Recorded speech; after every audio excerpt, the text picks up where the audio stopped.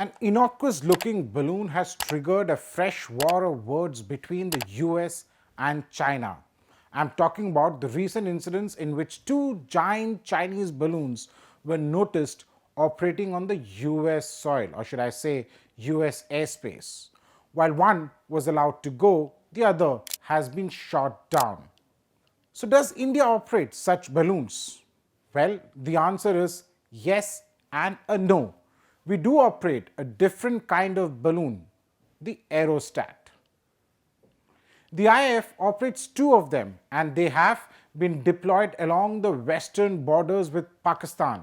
While China is in news over a spy balloon which the US says was also deployed against India, sources said that weather conditions does not allow India the ability to operate such a balloon, which sources say is more of a nuisance than ability to pick up actual key intelligence inputs.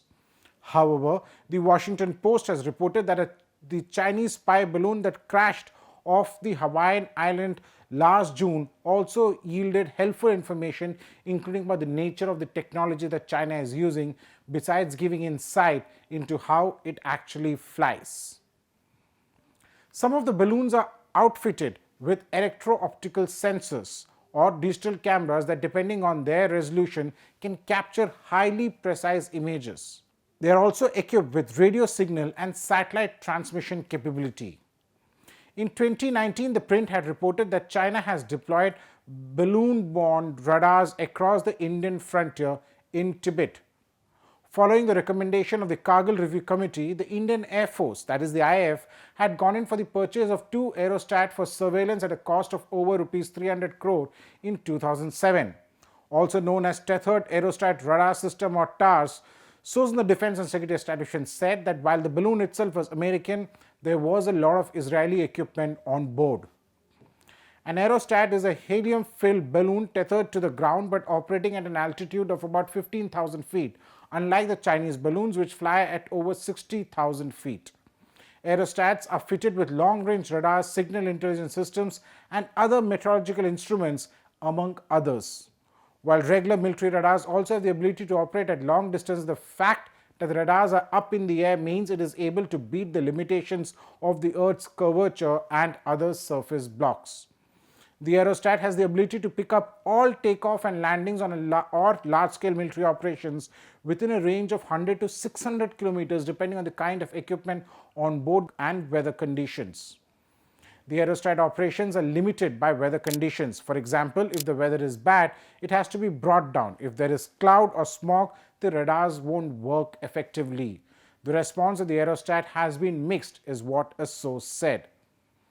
They explained that the IAF had wanted to purchase more aerostats but eventually gave up the idea, and the issue has moved down much below in IAF's list of priorities. Obviously, the topmost is more fighter jets. When the IAF had got it first, it was an excellent system for surveillance, is what the sources say. The IAF now feels that the answer to continuous surveillance is more AWACS, that is Airborne Early Warning and Control Systems. AWACS is not weather dependent and can be deployed at any point of time. It is able to move rather than remain stationary in one location. The IAF has been upgrading the equipment on board the aerostat from time to time and are looking at indigenous systems now. Sources explain that the wind in this region is from west to east, meaning from Pakistan towards India. This meant that while Pakistan can deploy such a balloon which operates through wind, India can't. Similarly, China also cannot operate such a balloon targeting India unless being operated from Pakistan. However, while the spy balloon depends on the wind for its movement and notwithstanding the Chinese claims that the wind took it over American territories, Forbes reports that atmospheric modeling and smart algorithms allow a balloon to change altitude, to catch wind in any desired direction, and even to circle around a given point on the ground. The US military has been carrying out trials of similar balloons for years.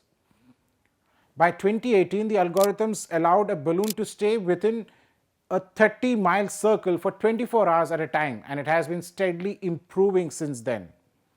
US National Security Council spokesman John Kirby has said that the Chinese balloon was not merely drifting but had propellers and steering to give it a measure of control, even as it was swept along in the high altitude jet stream winds. For The Print, this is Snehesh. Do subscribe to our Print's YouTube channel for more such videos.